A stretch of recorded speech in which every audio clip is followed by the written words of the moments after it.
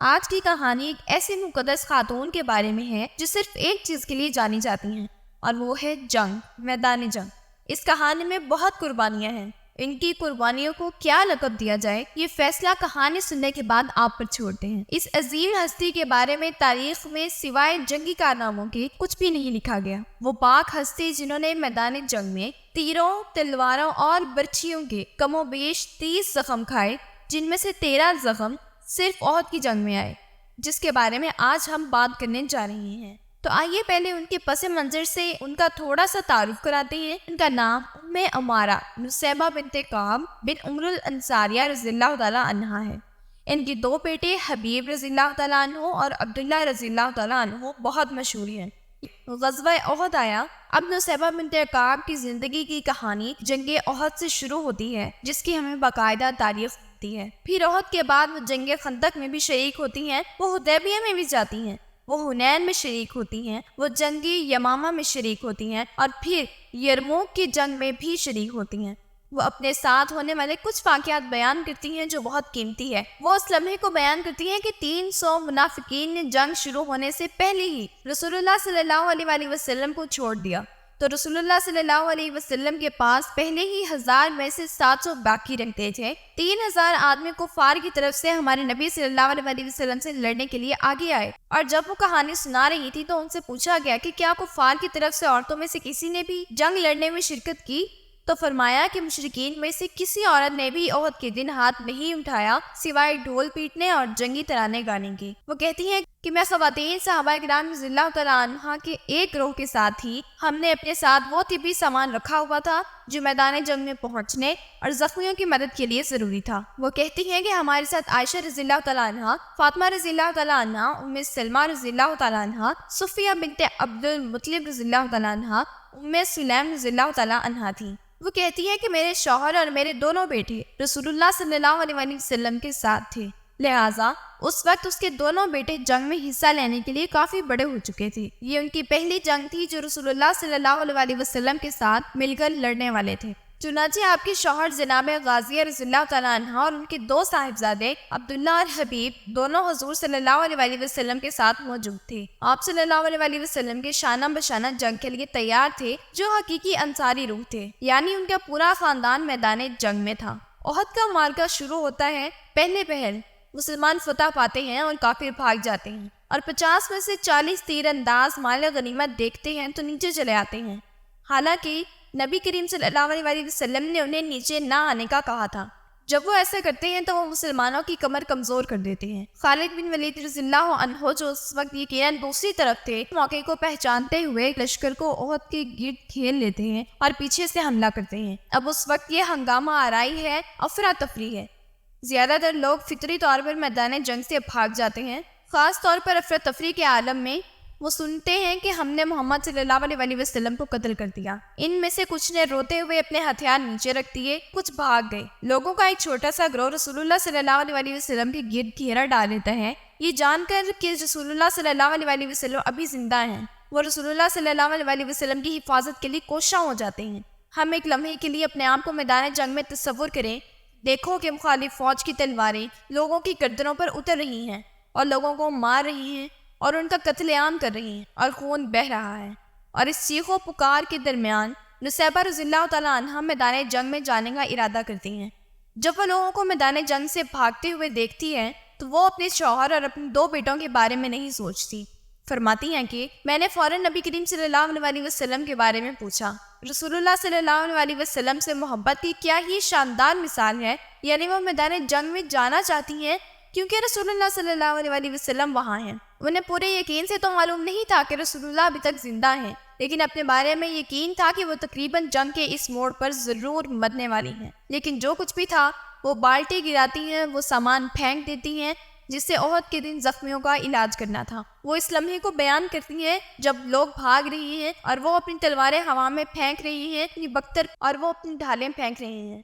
انہوں نے بھاگنے والوں میں سے ایک کو پکارا جو بھاگ رہے تھے، اپنے ہتھیار کسی ایسے شخص کو دو جو رسول اللہ صلی اللہ علیہ وآلہ وسلم کی طرف سے لڑنے والا ہو۔ تو اس نے ہتھیار پھینک دیا۔ نصیبہ رضی اللہ تعالیٰ عنہ نے ایک ڈھال اور ایک تلوار اٹھائی اور وہ سیدھے میدان جنگ کے اندر غوطہ لگاتی ہیں۔ سبحان اللہ، اپنے آپ کو ان کی جگہ رکھیں۔ ذرا مائنڈ سیٹ چیک کریں، سوچیں، سمجھیں۔ ہر بار جب میں کہانی پڑھتی ہوں میں کوشش کرتی ہوں کہ میں اپنی آنکھیں بند کر کے عہد میں پہنچ جاؤں۔ وہ چھلانگ لگاتی ہیں اور اس کے پاس اپنی ڈھال ہے اور اس کے پاس اپنی تلوار ہے اور وہ اس تلوار کو دائیں بائیں گھماتی جاتی ہیں اور وہ رسول اللہ صلی اللہ علیہ وسلم کی طرف دوڑتی ہیں۔ جب وہ رسول اللہ صلی اللہ علیہ وسلم کے پاس پہنچی، وہ کہتی ہیں کہ اس وقت 10 یا اس سے کچھ زیادہ لوگوں کے علاوہ کوئی بھی نبی کریم صلی اللہ علیہ وسلم کے آس پاس نہیں تھا۔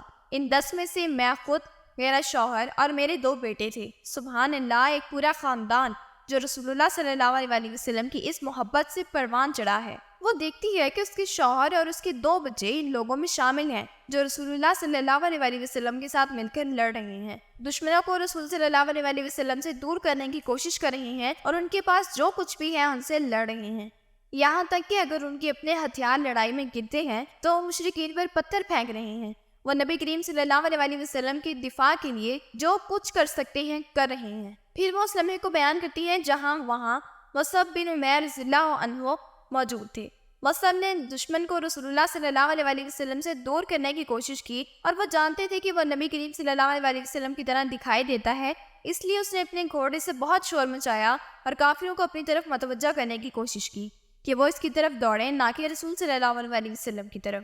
رسول اللہ صلی اللہ علیہ وسلم نصیبہ رضی اللہ عنہ پر فخر کرتے تھے اور فرمایا کرتے تھے، میں نے احد کے دن اپنے دائیں بائیں دیکھا اور اپنے آگے پیچھے اور ہر طرف دیکھا تو میں نے دیکھا کہ نصیبہ بنت کعب ام عمارہ رضی اللہ عنہا اپنی تلوار لے کر گھما رہی ہے اور اپنی ڈھال پکڑے ہوئے ہے اور جنگ کے درمیان کود پڑی ہے اور وہ فلاں فلاں سے بہتر تھی۔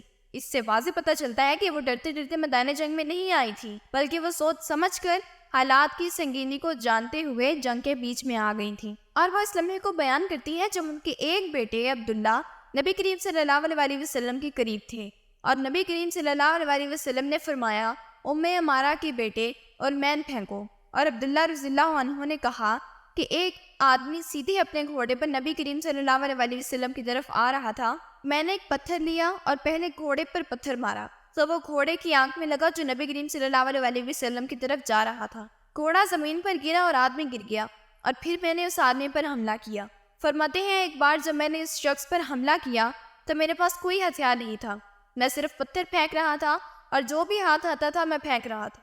عبداللہ رضی اللہ عنہ فرماتے ہیں کہ میں زخمی ہو گیا، مجھے ایک زبردست ضرب لگ گئی، اس آدمی نے مجھے مارا اور میں زخمی ہو کر نیچے گر گیا، مجھے خون آنے لگا۔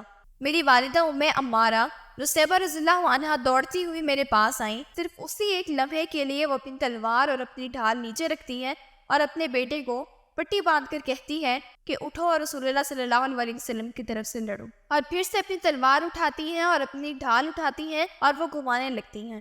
احد میں رسول اللہ صلی اللہ علیہ وسلم افراتفری کے درمیان ان صحابہ کی تعریف کر رہے تھے جو آپ صلی اللہ علیہ وسلم کے ارد گرد لڑ رہے تھے۔ آپ صلی اللہ علیہ وسلم نے نصیبہ رضی اللہ تعالیٰ عنہا ام عمارہ کی بھی تعریف کی تو فرمانے لگی، آپ پر ہماری جان قربان ہو یا رسول اللہ صلی اللہ علیہ وسلم۔ اسی دوران رسول اللہ صلی اللہ علیہ وسلم نے ایک آدمی کی طرف اشارہ کیا اور فرمایا، یہ وہی ہے جس نے آپ کے بیٹے کو مارا ہے۔ تو ام عمارہ اس آدمی کے پیچھے بھاگی، وہ اس آدمی کو ڈھونڈتی ہیں جس نے اس کے بیٹے کو مارا تھا، ان پر تلوار کی ضرب لگاتی ہیں اور وہ گر جاتا ہے اور پھر صحابہ اسے پکڑ کر قتل کر دیتے ہیں۔ رسول اللہ صلی اللہ علیہ وسلم مسکرائے اور فرمایا، تمام تعریفیں اللہ تعالیٰ کے لیے ہیں جس نے آپ کو یہ نعمت دی کہ اپنے بیٹے کو تکلیف دینے والے سے اس کا بدلہ آپ نے اپنی آنکھوں سے دیکھا۔ وہ ایک جنگجو نہیں بلکہ ایک سنجیدہ جنگجو ہے، یعنی وہ اس شخص کی طرف دوڑتی ہے جس نے عبداللہ کو مارا تھا اور اس نے اسے مار ڈالا۔ اور پھر ایک اور آدمی ہے جو گھوڑے کے ساتھ اس پر حملہ آور ہوتا ہے، وہ گھوڑے کو ماہر جنگجو کی طرح چکما دے کر نکل جاتی ہیں، پھر وہ گھوڑے سے ٹکراتی ہیں، آدمی گرتا ہے اور وہ آدمی کو مار دیتی ہیں۔ پھر وہ مصعب رضی اللہ تعالیٰ عنہ کے ساتھ ہونے والے واقعہ کا ذکر کرتی ہے کہ ایک موقع پر وہ مصعب رضی اللہ تعالیٰ عنہ کو دیکھتی ہے اور وہ عبداللہ بن کمی نامی شخص کو مصعب رضی اللہ تعالیٰ عنہ کے پاس آتے اور پھر مصعب رضی اللہ تعالیٰ عنہ کو شہید ہوتے دیکھتی ہیں۔ ام عمارہ کی آنکھوں کے سامنے وہ منظر گھوم جاتا ہے جب مصعب رضی اللہ عنہ پہلی بار مدینہ منورہ میں اسلام لائے تھے۔ وہ اس پہلی مجلس میں بیٹھی جہاں مصعب نے انہیں اسلام کے بارے میں تعلیم دی، اور آج احد میں اس نے اپنی 2 آنکھوں سے مصعب رضی اللہ عنہ کو گرتے دیکھا۔ ان کا قاتل عبداللہ بن کمیر رسول اللہ صلی اللہ علیہ وسلم کی تلاش میں تھا۔ جب وہ مصعب رضی اللہ عنہ کو مار ڈالتا ہے اور اسے معلوم ہوتا ہے کہ یہ نبی کریم صلی اللہ علیہ وسلم نہیں تھے، تو وہ نبی کریم صلی اللہ علیہ وسلم کی طرف بڑھنا شروع کر دیتا ہے۔ وہ کہتی ہے کہ میں اس کے سامنے گئی، سبحان اللہ، میرا مطلب ہے اس کے بارے میں سوچیں، اس غضبناک گھڑسوار کی طرح جو چیخ رہا ہے کہ میں زندہ نہیں رہوں گا، یعنی میں اسے قتل کر دوں گا، میں اسے جانے نہیں دوں گا۔ یہ غضبناک گھڑسوار رسول اللہ صلی اللہ علیہ وسلم کی طرف آ رہا ہے اور وہ اس کے راستے میں آ گئی۔ وہ دشمن پر ایک وار کرتی ہے لیکن کاری ضرب نہیں لگا پاتی۔ وہ کہتی ہے کہ وہ دوہرے بختر بند میں تھا، وہ 2 زروں میں تھا، اس لیے میں اسے زخمی نہ کر سکی۔ عبداللہ بن کمین نصیبہ رضی اللہ تعالیٰ عنہ کے دائیں کندھے پر وار کرتا ہے، جس سے وہ زخمی ہو کر گر جاتی ہیں۔ فرماتی ہیں اس دن میں 13 بار زخمی ہوئی تھی۔ وہ کسی نقصان کے بغیر میدان جنگ سے باہر نہیں آئی تھی، 13 زخم کھائے تھے، اور ان کا کہنا تھا کہ ابن کمی کی طرف سے اس کے کندھے پر لگنے والا زخم اتنا بڑا اور تباہ کن تھا کہ اسے اس پر قابو پانے میں 1 سال لگا، اور پھر یقیناً یہی وہ شخص تھا جو پھر رسول اللہ صلی اللہ علیہ وسلم پر کود پڑا۔ اس نے رسول اللہ صلی اللہ علیہ وسلم کے دندان مبارک شہید کر دیے۔ اس نے نبی کریم صلی اللہ علیہ وسلم کو قتل کرنے کی کوشش کی تھی، اور پھر رسول اللہ صلی اللہ علیہ وسلم نے جب نصیبہ رضی اللہ تعالیٰ عنہ کو میدان جنگ میں زخمی دیکھا تو فرمایا، اے ام مارا کے بیٹے، تیری ماں تیری ماں تیری ماں۔ تو اب عبداللہ، جسے نصیبہ رضی اللہ عنہ نے اس سے پہلے زخمی ہونے پر دودھ کا پیالہ پلایا تھا، اب وہ اپنی ماں کی طرف دوڑتا ہے اور وہ اپنی ماں کو دودھ پلانا شروع کر دیتا ہے۔ پھر وہ اٹھتی ہے اور رسول اللہ صلی اللہ علیہ وسلم کی طرف سے لڑنے لگتی۔ سبحان اللہ، ایک لمحے کے لیے جب رسول اللہ صلی اللہ علیہ وسلم اپنے گیٹ نظر ڈالتے ہیں، اور رسول اللہ صلی اللہ علیہ وسلم ان چند لوگوں کو کبھی نہیں بھولے جنہوں نے احد کے دن آپ کو کبھی نہیں چھوڑا، اور یہ مٹھی بھر ساتھی جن میں ایک پورا خاندان بھی تھا، اور وہ تھا حضرت نصیبہ رضی اللہ تعالیٰ عنہا کا خاندان۔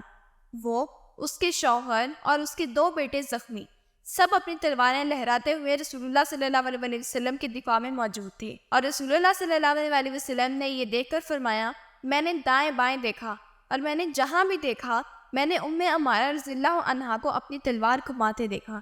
ایک بار پھر ذرا سوچیں، آخر کیا چیز آپ کو جنگ کے بیچ میں کودنے پر مجبور کرتی ہے؟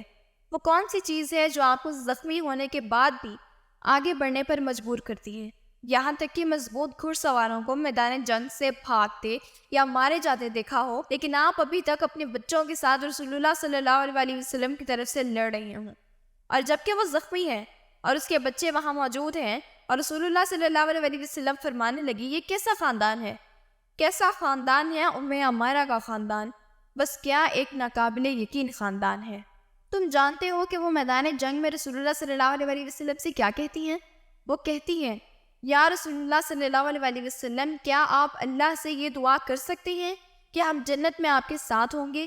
ہم اس جنگ کے میدان کی طرح آپ صلی اللہ علیہ وسلم کے ساتھ ہمیشہ رہنا چاہتی ہیں۔ اور رسول اللہ صلی اللہ علیہ وسلم کا فرمان ہے کہ اے اللہ، ان کو جنت میں میرا ساتھی بنا۔ اور وہ جواب میں کہتی ہے، یا رسول اللہ، مجھے اس سے کوئی فرق نہیں پڑتا، اب اگر میں ماری بھی جاؤں تو مجھے پرواہ نہیں کہ اب میرے ساتھ کیا ہوتا ہے۔ یہ ایمان اور یقین کا خالص ترین اظہار ہے جو آپ کسی شخص کے منہ سے سن سکتے ہیں۔ رسول اللہ صلی اللہ علیہ وسلم نے فرمایا کہ ہم جنت میں اس کے ساتھی ہونے والے ہیں، اور اس طرح حضرت نصیبہ رضی اللہ تعالیٰ عنہ جناب رسول اللہ صلی اللہ علیہ وسلم کی طرف سے لڑی، اور آخر کار احد کے بعد بھی زندہ رہی۔ رسول اللہ صلی اللہ علیہ وسلم احد کے بعد ان کے پاس تشریف لے جاتے تھے، اور رسول اللہ صلی اللہ علیہ وسلم ان کی تعریف کرتے تھے اور فرماتے تھے کہ ام عمارہ کیسی عورت ہے۔ مجھے احد کا دن یاد ہے، دائیں بائیں رسول اللہ صلی اللہ علیہ وسلم کے سامنے اور میرے پیچھے ام عمارہ رضی اللہ تعالیٰ عنہا تھی، جو احد کی پوری جنگ میں میری طرف سے لڑ رہی تھی۔ کوئی دوسرا شخص نہیں ہے جس کی اس عورت جیسی کہانی ہو، لہٰذا جب احد کے بعد دوسری جنگ ہوتی ہے تو وہ بھی باقی سب کی طرح اپنی تلوار پکڑتی ہیں اور بلا خوف و خطر میدان جنگ میں چلی جاتی ہیں۔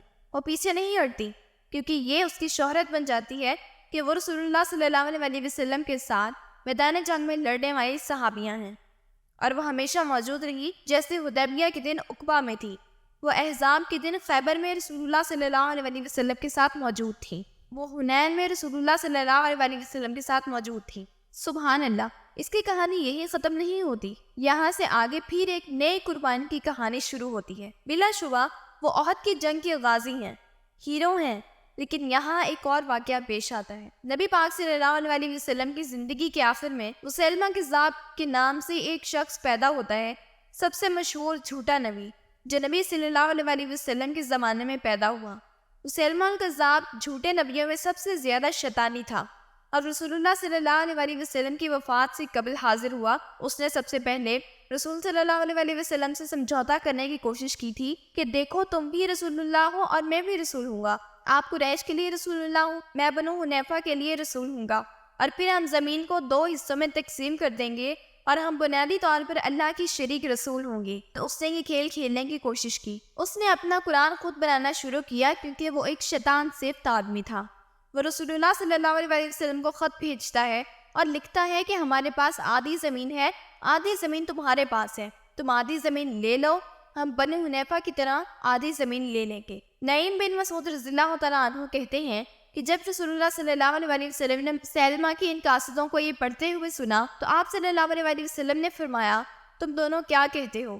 انہوں نے کہا، ہم وہی کہتے ہیں جو اس نے کہا، یعنی ہم اس پر ہیں جس پر مسلمہ ہے۔ آپ صلی اللہ علیہ وسلم نے فرمایا، اللہ کی قسم اگر سفیروں کے حقوق کا خیال نہ ہوتا تو میں تم دونوں کو ابھی مار دیتا۔ تو رسول اللہ صلی اللہ علیہ وسلم انہیں رخصت کر دیتے ہیں۔ پھر رسول اللہ صلی اللہ علیہ وسلم نے مسلمہ کو اپنا خط لکھنے اور اپنے سفیروں کو روانہ کرنے کا ارادہ فرمایا۔ یہ وہ پوائنٹ ہے جہاں ہم نصیبہ رضی اللہ تعالیٰ عنہا کی کہانی کو ایک بار پھر واقعات سے جڑتا دیکھیں گے۔ چنانچہ رسول اللہ صلی اللہ علیہ وسلم ایک خط لکھتے ہیں اور اس خط کے لیے حضرت نصیبہ رضی اللہ عنہا کے بیٹے حبیب رضی اللہ عنہ کو مقرر کرتے ہیں۔ حبیب بن زید رضی اللہ عنہ کے ساتھ ایک دوسرے ساتھی کو سفیر مقرر کیا جاتا ہے اور انہیں مسیلمہ کذاب کے پاس بھیجا جاتا ہے۔ جب وہ مسیلمہ کے پاس پہنچے اور انہوں نے یہ خط پڑھا تو مسیلمہ کذاب نے پہلے حبیب بن زید رضی اللہ عنہ کو مخاطب کیا اور کہا، کیا تم گواہی دیتے ہو کہ محمد صلی اللہ علیہ وسلم اللہ کے رسول ہیں؟ حبیب رضی اللہ عنہ نے فرمایا، ہاں۔ تو مسیلمہ کذاب پھر کہنے لگا، اور کیا تم گواہی دیتے ہو کہ میں اللہ کا رسول ہوں؟ حبیب بن زید کہتے ہیں، لا اسما، یعنی مجھے کچھ سنائی نہیں دیتا۔ اس نے غصے سے دوبارہ کہا، کیا تم گواہی دیتے ہو کہ محمد اللہ کے رسول ہیں؟ تو فرمایا، ہاں۔ تو کہنے لگا، کیا تم گواہی دیتے ہو کہ میں اللہ کا رسول؟ حبیب بن زید نے پھر فرمایا، میں آپ کو سن نہیں سکتا۔ وہ تیسری بار کہتا ہے اور وہ کھڑا ہوتا ہے اور دھمکی آمیز انداز میں اس کے قریب آتا ہے، کیا تم گواہی دیتے ہو کہ محمد اللہ کے رسول ہیں؟ تو فرمایا، جی ہاں۔ کیا تم گواہی دیتے ہو کہ میں اللہ کا رسول؟ وہ کہتا ہے، میں سن نہیں سکتا۔ تو جانتے ہیں اس کذاب نے آگے کیا کیا؟ اس کے آگے کے واقعات آپ دوسرے پارٹ میں دیکھ سکتے ہیں۔